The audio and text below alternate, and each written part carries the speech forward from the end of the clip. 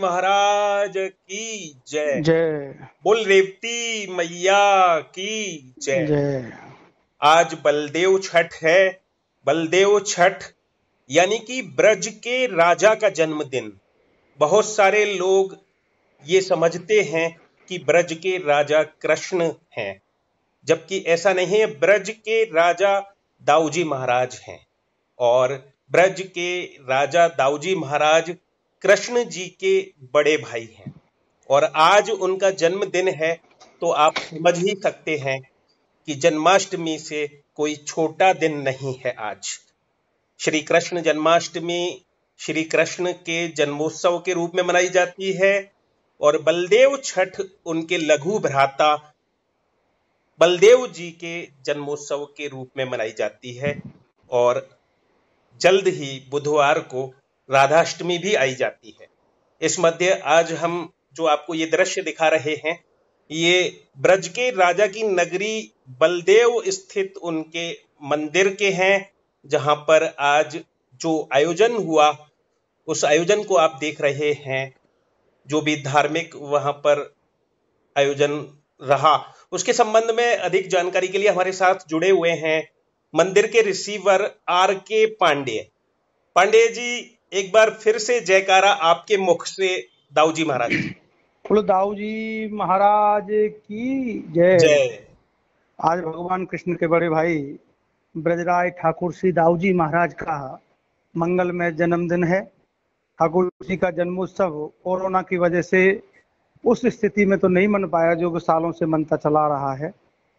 इसमें भव्य शोभा यात्रा, दिव्यतम सांस्कृतिक कार्यक्रम, 11 दिवसीय महोत्सव हुआ करता था जी। लेकिन इस समय काल परिस्थिति के अनुसार आज प्रातः 4 बजे से ही ठाकुर जी के मंगला के दर्शन खुल गए और प्रातः मंगला दर्शन के साथ साथ भगवान श्री बलभद्र जी के बलभद्र सहस्त्र नाम का पाठ का नामार्चन यहाँ के ब्रह्मर्षि सौभरी वंशावतन श्रीमद गोस्वामी कल्याण देवाचार्य वंशज सेवायतगण सभी विप्र देवताओं ने किया एवं श्री बलभद्र महायज्ञ का प्रतीकात्मक यज्ञ ही आज हो पाया है 5 ब्राह्मणों के माध्यम से।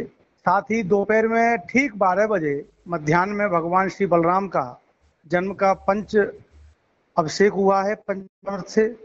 जी, पंचद्रव्य अभिषेक के बाद अभिषेक हुआ है।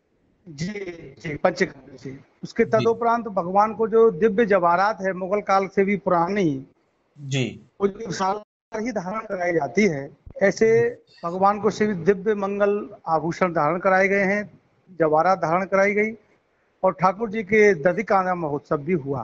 क्योंकि आज की जो सेवायत थे उन्हीं के परिवार के द्वारा ये क्रिया संपन्न हुई, जबकि इस दिन 20,000 यात्रियों के साथ में सेवायतों के साथ ये मनाया जाता है।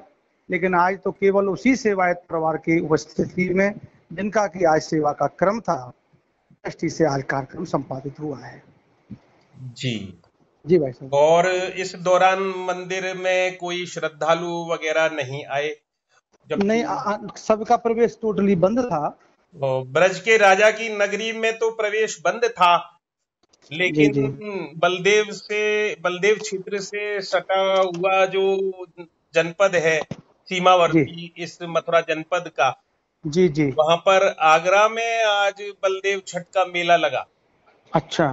और वहां पे आगरा में जो बलदेव छठ का मेला लगा, ये पिनाहट दाऊजी मंदिर कुंड पर मोहर छठ के मेले के नाम से हाँ लगता है। जी वहां जी। पर मेला आज लग गया और समझ नहीं आया कैसे लग गया। और वहां पर सोशल डिस्टेंसिंग भी नहीं थी।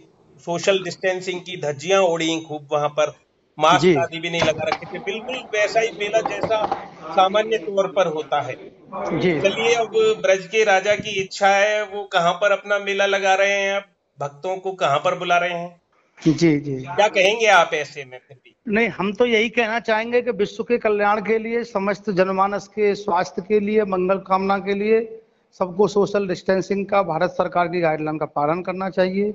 आज हजारों वर्ष पुरानी परंपरा ब्रज के राजा दाऊजी महाराज का जो जन्म स्थल है विद्रुमवन, जो प्रधान पीठ है ब्रज की दाऊ दादा की, वहां परंपरागत रूप से होने वाले उत्सवों को बिल्कुल प्रतीकात्मक रूप से किया गया है। जो भव्य शोभा यात्रा निकलती थी, कोई शोभा यात्रा का आयोजन नहीं है। जी यहाँ पर दिव्य सांस्कृतिक कार्यक्रम होते थे, कोई कार्यक्रम नहीं है। वही केवल सेवायत, जिसकी सेवायत की परिवार की सेवा है, उसी के जी परिवार के लोग जी। एकत्रित होकर के अपना कार्यक्रम विधिवत रूप से करके संचालित किए हैं। और खूब प्रेशर पिनाहट रहा है। दाऊजी मंदिर कुंड पर मिले में जो सम्मिलित हुए लोग हैं या जो कि उसके आयोजक हैं, उनके संबंध में वहाँ की व्यवस्थाओं को संभालने वालों से कुछ कहना चाहेंगे आप?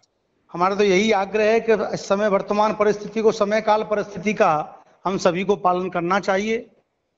सभी इस प्रकार की, श्रद्धालुओं को भी ध्यान रखना चाहिए, जी जी, है ना? श्रद्धालुओं को भी अपने घर में रह के ब्रजराज ठाकुर श्री दाऊ जी महाराज का जैसे कन्हैया जी का मनाया, ऐसे ही दाऊ दादा का मना में। अब जी ऐसी ठाकुर जी की इच्छा है, और जी मैं आपके माध्यम से पूरे विश्व को, संसार को, सभी ब्रजवासियों को जी दाऊ जी महाराज के जन्मोत्सव की बहुत बहुत शुभकामनाएं एवं मंगल कामनाएं।